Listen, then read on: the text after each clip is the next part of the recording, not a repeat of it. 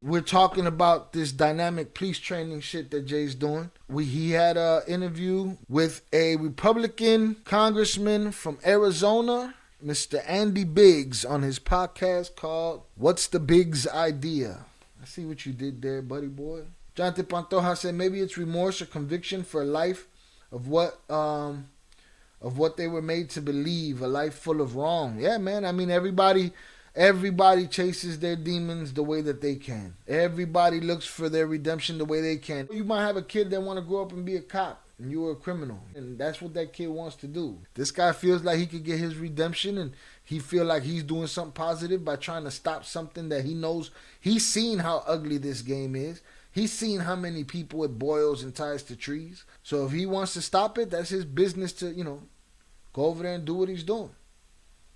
Everybody who can chase their redemption, they do it how they can. When they make the decision to turn around and chase their demon rather than their demon chasing them, they're going to do it however they can. And if he believes, hey, man, what do I know very well? What can I use for positivity? Oh, I know how to do this game. I know how to beat these cops. Let me teach these. Now, I'm hoping he's over there giving them mad misinformation. You know what I'm saying? But why am I hoping that? Because that's just the natural affinity in me to want the guy in the bottom to win. The guy at the curb, the guy in the dirt. This is an interview with a congressman from Arizona right here. Andy Biggs right here with Jay. Hello, everyone.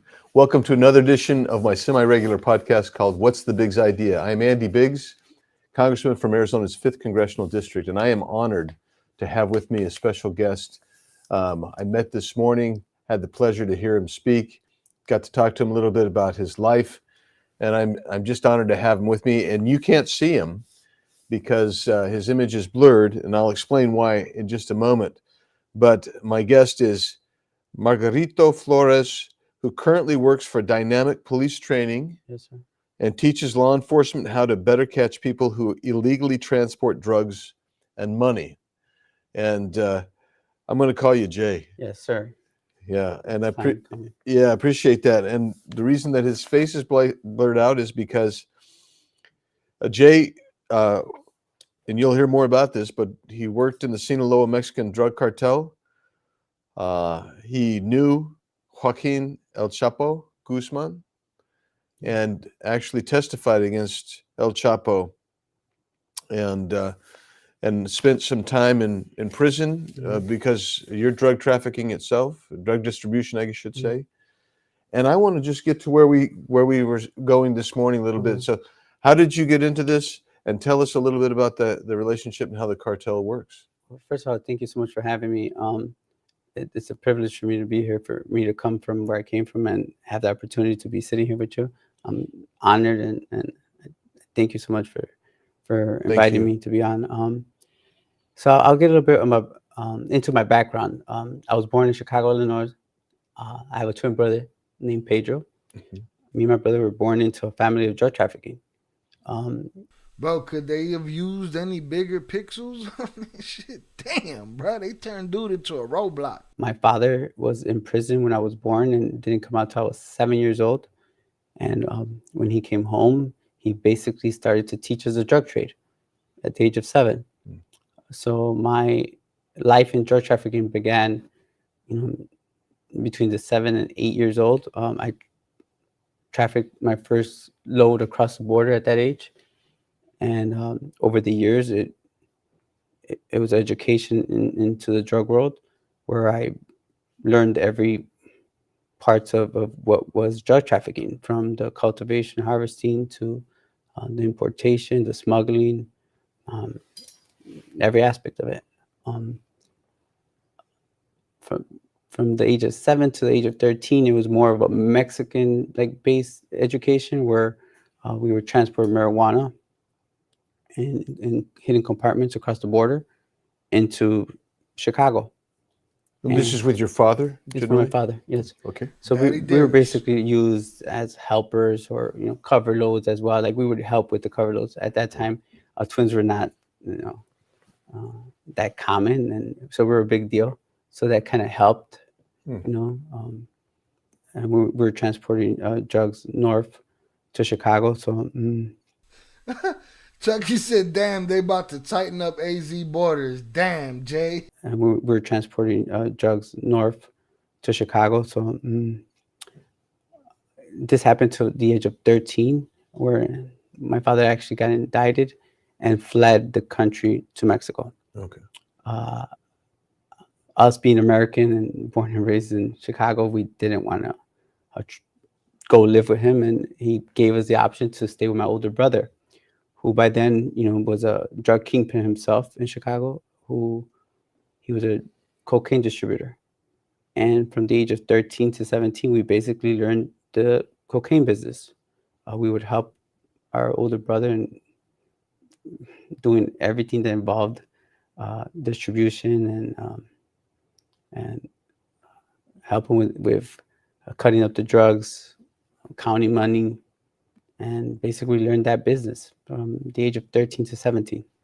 Was this related to Sinaloa Cartel at that time, or is that pre-Sinaloa? No, at that time, through my father's connections, it was Sinaloa Cartel.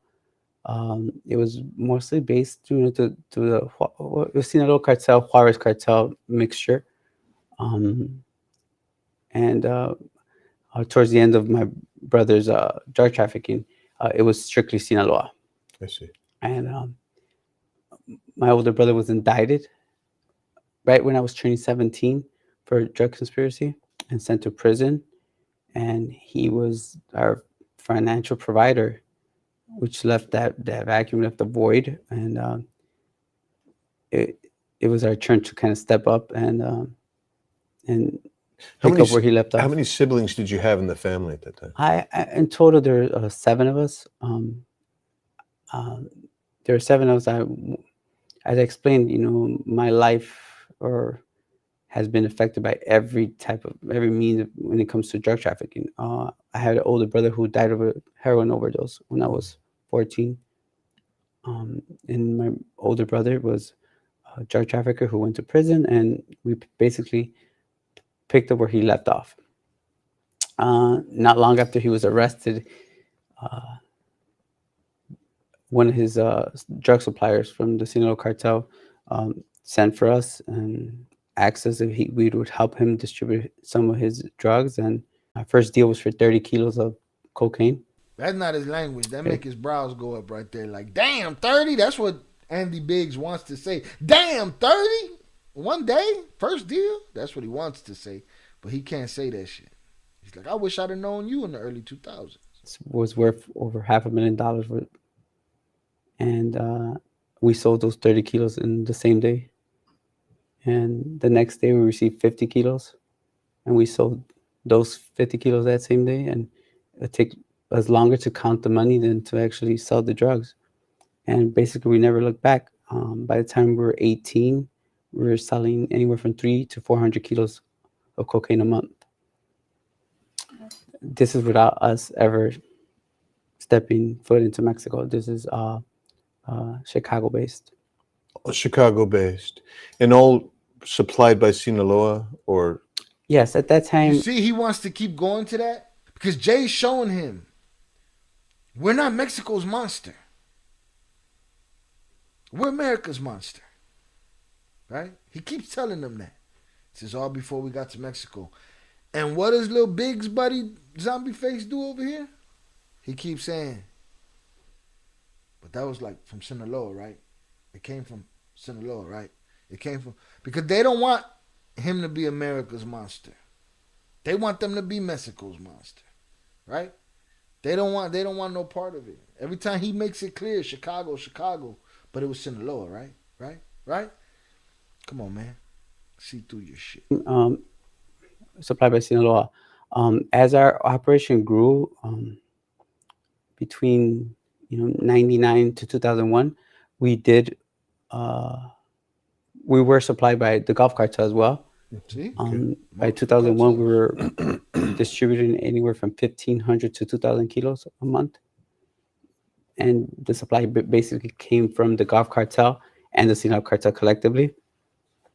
And you were distributing not solely in Chicago, but by then you had branched out. Yeah, I had branched out to Milwaukee, Columbus, the surrounding cities, Indianapolis, Minneapolis. So we had made those connections, and we had continued to grow, and we became probably Chicago's most significant drug traffickers at that time. From 2001 to 2008, we solely became distributors for the Sinaloa Cartel, and our distribution increased to anywhere from 2,500 kilos to 3,000 kilos a month. We're bringing in maybe anywhere from $30 to $60 million a month. Was that the gross? Is that the overall sale? Overall sale. In profits on a monthly basis, we could profit anywhere from, at that time, $3 to $4 million a month profit. Over the course of time, you're sending this money back, and we were talking this morning about there's virtually no southbound interdiction efforts by law enforcement. Yeah, by law enforcement. You were sending back cash. We're sending back bulk U.S. currency, and it increased from 2001 to 2008. By the time we were indicted on the case against the Sinaloa Cartel, in a 3-year span, we exported back into Mexico over $1.9 billion of U.S. bulk currency. Would that go to El Chapo himself, or? It would go to the Sinaloa Cartel as a whole. I think for the Chapo organization itself, I think it was a total of like $980 million in a span of like 32 months or something. So you could just understand the magnitude of this was just us, our organization. And I mean, there's other organizations, other distribution organizations, yes, that work collectively with as part of the Sinaloa Cartel. Can I ask? I don't want to distract where you are, but one of the things that you said this morning that struck me with great interest is that whether it's in Mexico from the Sinaloa Cartel side or in your distribution side, you guys were working effectively with independent contractors to do various tasks. Yes, just to get a understanding that the Sinaloa Cartel as a whole, or basically any cartel, there's their hierarchy, and then everything else is kind of ran like a contractor building a home. I explained, right? Yeah. That it's works with subcontractors, and each subcontractor has a different position, a different job. If it's transportation, if it's smuggling across the border, it could be someone who's in charge of a tunnel, somebody who has a smuggling route from compartmentalization Colombia to Mexico, or it could be a hitman, right? Hit squads. Nobody knows everybody else's business. Everything's basically subcontractors that are working for themselves for a profit, but still under the umbrella of the Sinaloa Cartel, whatever cartel. I see.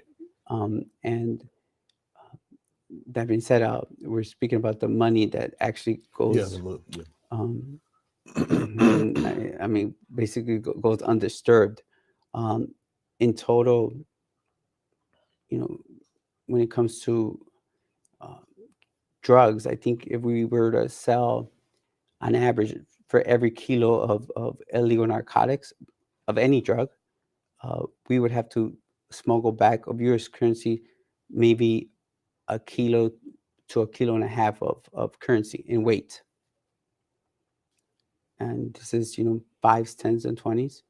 On average, we could send back into Mexico $30 to $60 million.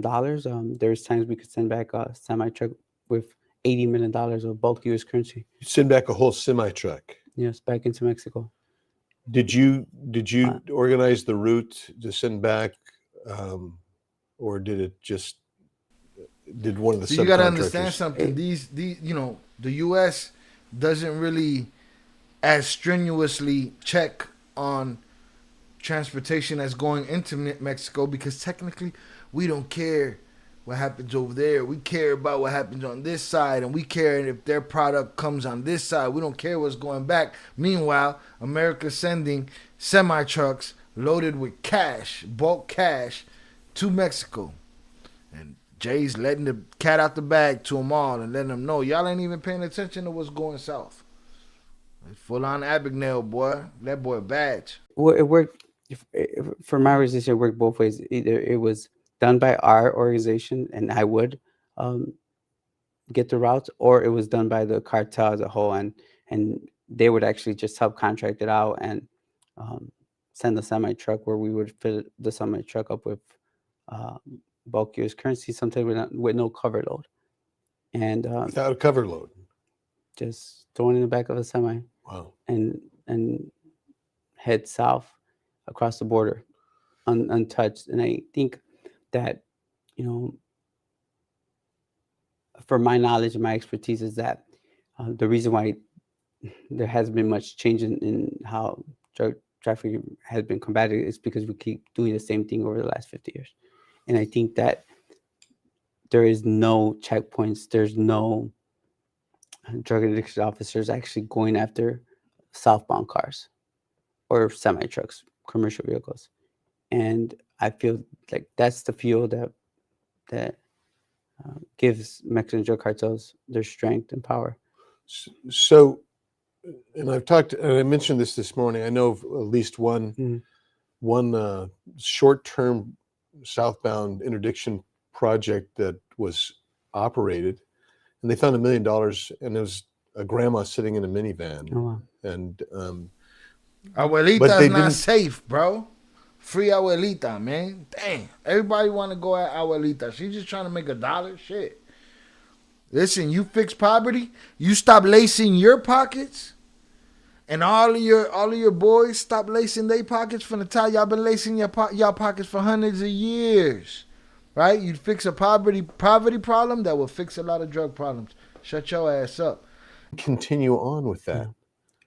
I, for the most part, I think that we fail to realize how big drug trafficking is, or the amount of money that's being actually exported. We're talking about, from my knowledge and expertise, we're talking billions of dollars worth of because some ghost CIA agent goes to that side after that truck gets on the other side and those billions are over there. He goes on that side and he gets his cut on the other side. Bulk US currency being exported back into Mexico on a monthly basis. And I think that should be alarming because it could be vehicles, it could be commercial trucks, but there's nothing being done about it. So when you're now consulting with law enforcement on how to interdict drugs, and so what would you say would be a weak point that if we were to get tough on our side of the border might actually slow things down just a bit? And I'm hinting at, you've been talking about this. Yeah, inspection points. And then I could say, oh, don't do it, Jay. Don't tell him. You know what I'm saying? But what am I protecting? Somebody's money out there that's boiling somebody. Mind you, a lot of people eat off the trade here. I don't want to see them people starve. Just like the twins claim to be good people, there's good people in that game too, right? But now they're on the other side of it. Inspection points, maybe. Inspection points going into the country, going into Mexico. Like what they do when they're coming into our... They come in the same exact way, just going back into Mexico. For the most part, the Mexican government does not actually inspect vehicles going into Mexico. They welcome every person that goes into the country, and nothing's being done about it. So I would listen. So remember that shit. If in the next 20 years, 15, 20 years, we see, a constructed checkpoint the same as when you're driving back in from Mexico to the States, on the way out, that was solely Jay singing its praises and giving them the idea. You seen how this guy was? He was like, "What? On this side, we gotta spend that money." And I'm hinting at, you've been talking about this. Yeah, inspection points, maybe. Inspection points going into the country, going into Mexico. Like what they do when they're coming into our... They come in the same exact way. What do you mean? Like when they're coming back to the U.S., like how we inspect on the way to them? Yeah, that's what he's telling you. How much that'll cripple the game? Ooh, shit. Just going back into Mexico.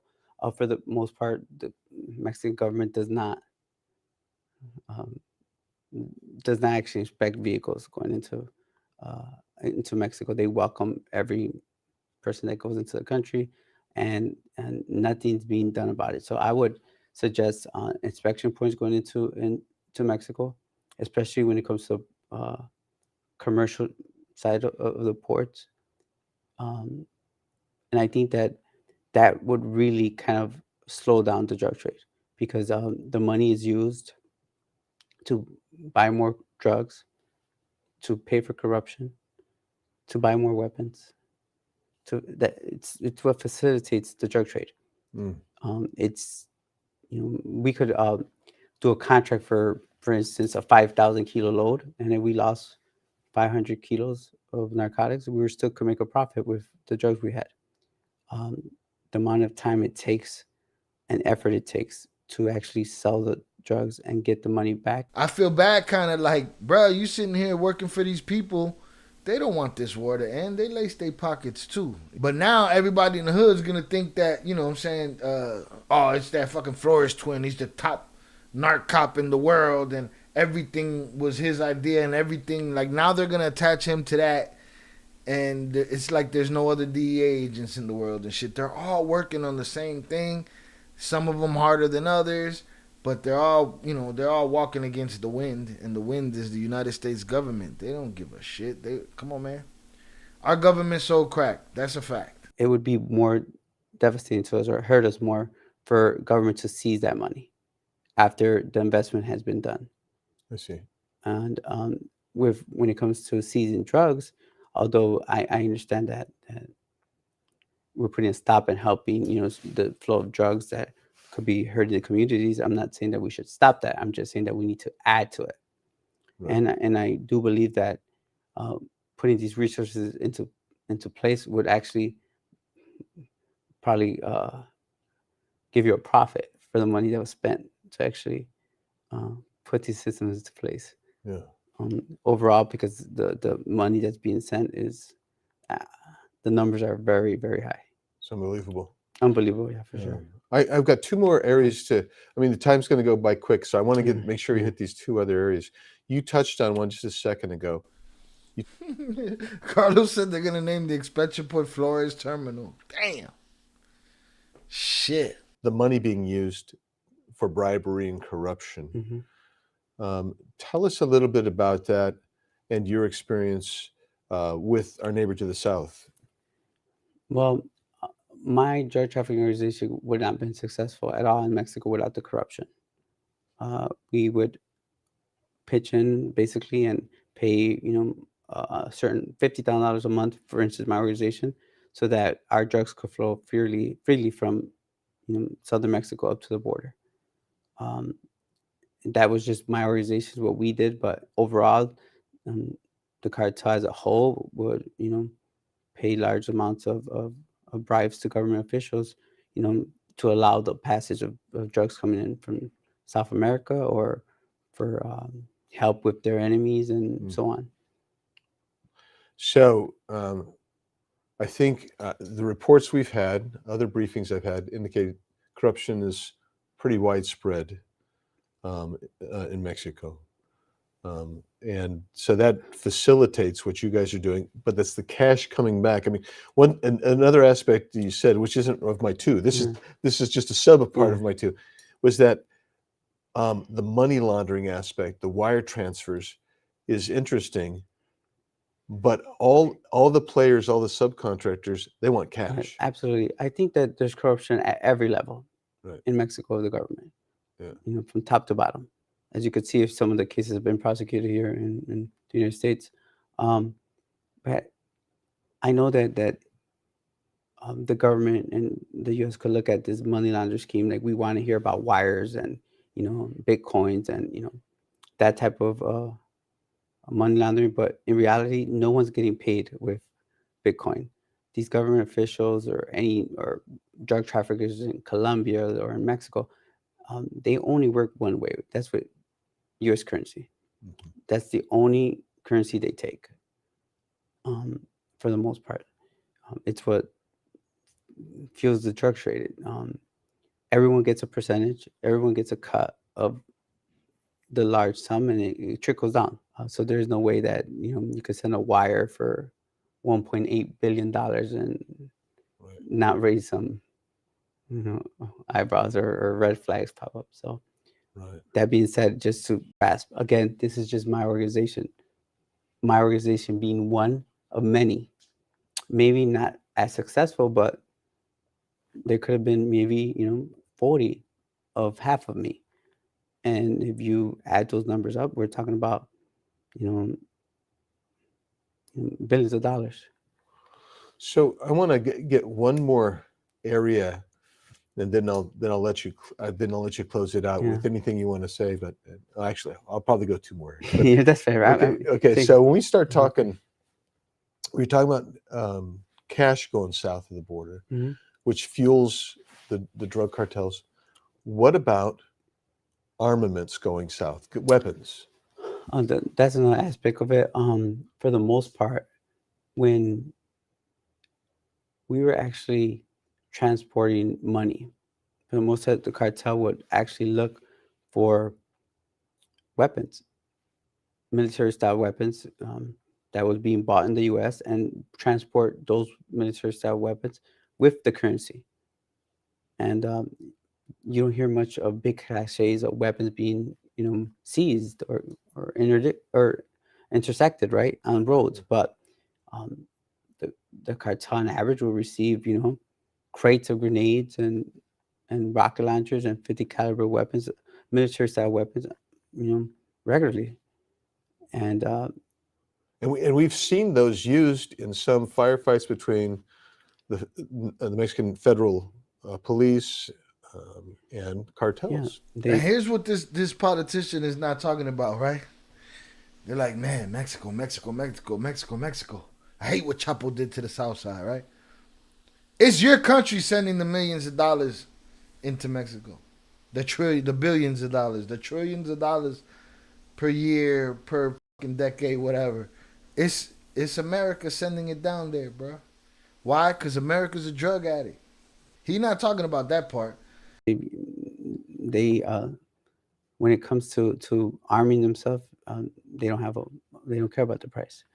And there could be a semi truck full of these weapons that are going south, and again, because of mindset or law enforcement's lack of knowledge, they go basically untouched, unfazed. And we're not in those operations to. He worried about them having wars with all these guns, but he not worried about who's sending them down there. Like, come on, man, y'all wildin'. Andy Biggs, you tweaked. Necessarily to stop those as they're being brought. Absolutely not, but maybe some of the systems that are in place to come into the country could actually make a big difference. If there's a commercial truck going south into Mexico with a large amount of weapons, that could save lives as well.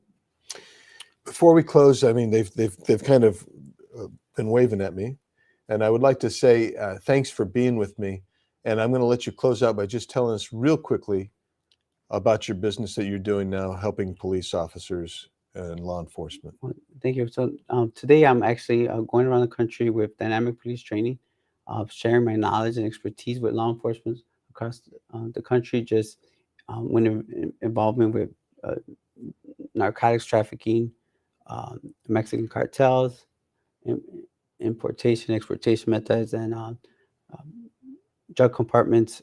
Basically, I have a class where I actually break down every aspect. Say it ain't so, Jay. Compartments, you breaking down the clavos? You can't break down the clavos, man.